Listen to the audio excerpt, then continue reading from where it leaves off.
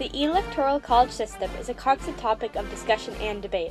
But what is the Electoral College? It is not an actual college, as its name appears to dictate, but a highly complex system used to elect the President of the United States. This system sprung from intensive debate over 200 years ago.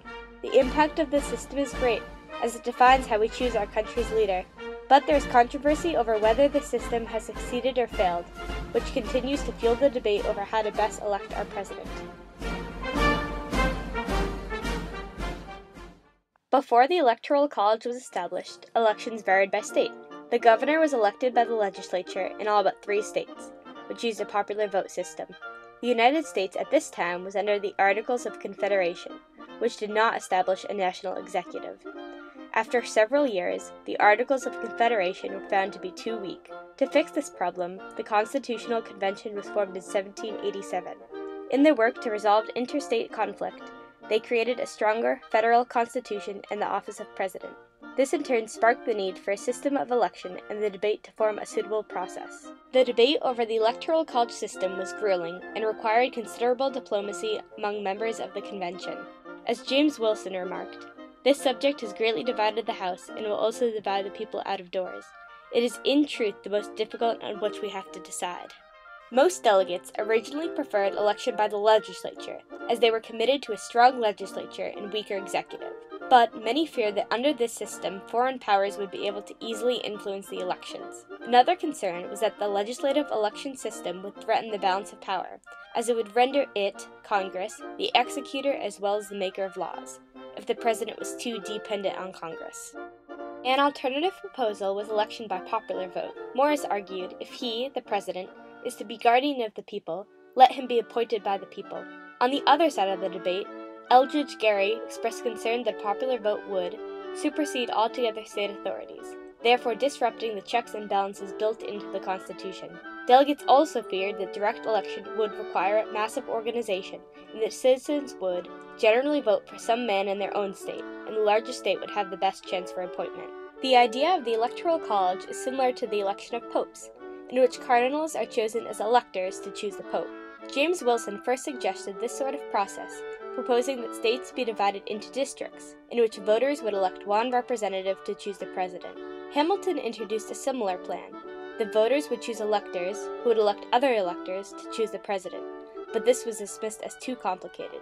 This debate was then directed to the Committee of 11, who formalized the Electoral College plan. Supporters of the Electoral plan argued that the office of president will never fall to the lot of any man who is not in the eminent degree endowed with the requisite qualifications. Winning would require other talents and a different kind of merit to establish him in the esteem and confidence of the whole Union.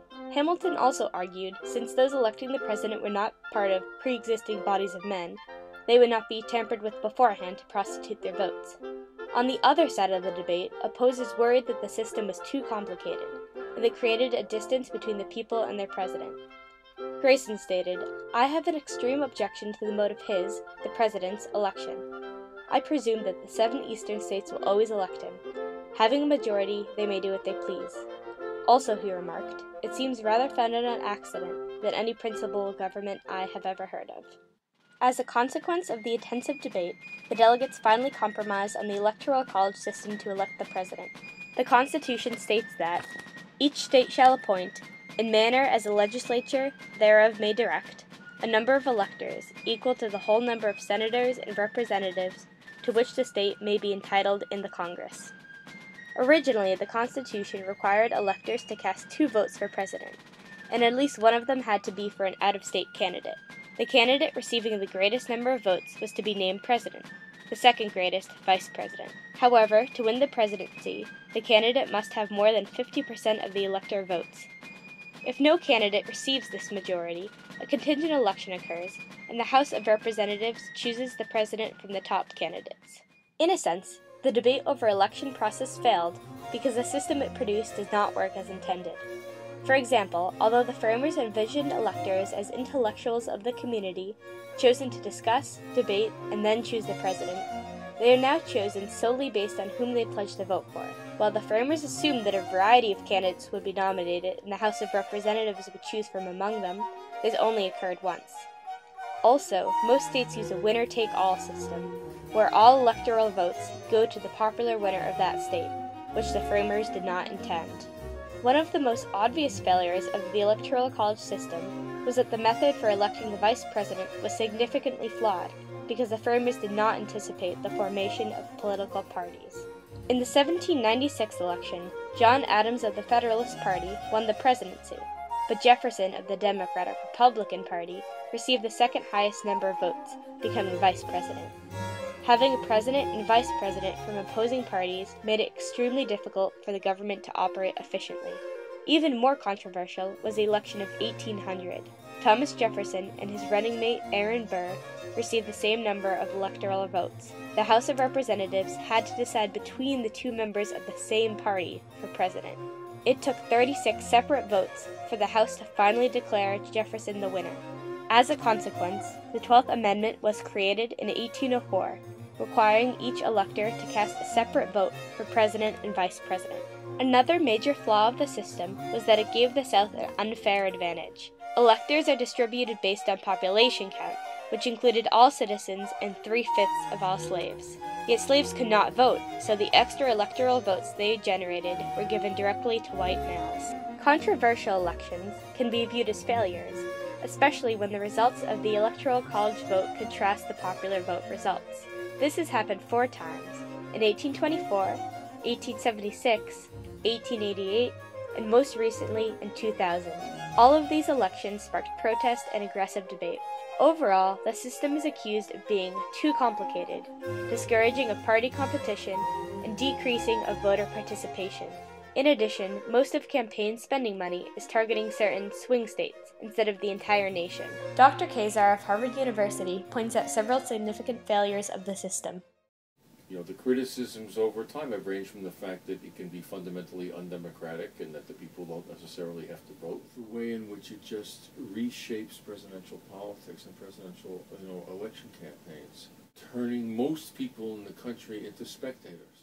Despite these failures, many argue that the Electoral College has been successful. It has operated for over 200 years, preserving federalism and preventing chaos, tyranny, and monarchy. Supporters argue that the system favors candidates who truly represent all Americans. The 2 presidents with the greatest electoral landslide in their favor, Roosevelt and Reagan, were both extremely popular and influential during their terms. Supporters claim that the system requires a candidate to take the entire country into consideration, and not just focus on highly populated areas. Supporters of the Electoral College, like Dr. Allison of Suffolk University, oppose changes to the system. Can't think of anyone today who is in a position of political power whom I would match against James Madison as someone who should be writing fundamental laws. The debate over the usefulness of the Electoral College continues today, but abolishment of the entire system would require a full constitutional amendment. Many proposals have been suggested to get around this requirement. For example, the Popular Vote Plan is an interstate compact, which requires states to give their electoral votes to the popular winner of the country, ensuring the election of the popular vote winner. But this bill will only take effect when states cumulatively possessing a majority of the electoral votes have enacted this agreement, and many are still doubtful of this plan. So far, 8 states have enacted this bill. The Electoral College system was born through the intense deliberation and debate of some of America's greatest minds, our founding fathers. Their extensive debate created a system that addressed critical issues that, if ignored, could have resulted in disastrous failures in our democracy. Through evaluation and examination of the successes, failures, and overall consequences of the Electoral College system, a deeper appreciation of the complexities underlying the system is reached. This insight into the system's history allows us to properly evaluate and, if necessary, reform the electoral system to better fit our modern American democracy.